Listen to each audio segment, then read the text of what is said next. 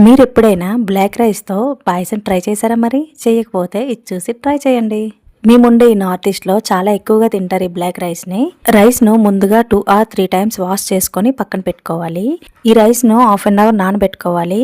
ఇలా నానబెట్టిన రైస్‌ను కుక్కర్‌లో వేసుకొని 1 కప్ రైస్‌కి 2 కప్ వాటర్ వేసుకొని కుక్కర్ మూత పెట్టుకోవాలి. గ్యాస్ పై పెట్టుకొని 3 విజిల్లు ఇచ్చుకోవాలి. మరీ ఎక్కువ విజిల్లు ఇవ్వకూడదు. ఇది నార్మల్ రైస్ లా కాదు. బ్లాక్ రైస్ అనేది కొంచెం గమ్లా వస్తది. కుక్కర్‌లో అవ్వదు కాబట్టి నేను వేరే బౌల్‌లో వేసుకున్నాను.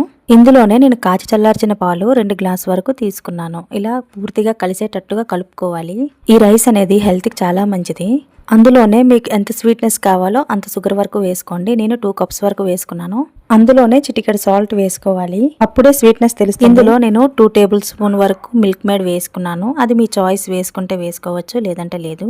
అందులోనే కొంచెం బాదం పౌడర్, ఇలాచీ పౌడర్ వేసుకొని కలుపుకోవాలి. ఇందులో కొంచెం పచ్చి కొబ్బరి కూడా వేసుకోవచ్చు. నేనైతే ఎండి కొబ్బరి పౌడర్ వేసుకొని కలుపుకున్నాను. ఇలా పూర్తిగా కలుపుకున్న తర్వాత ఆల్మోస్ట్ అయిపోయినట్టే.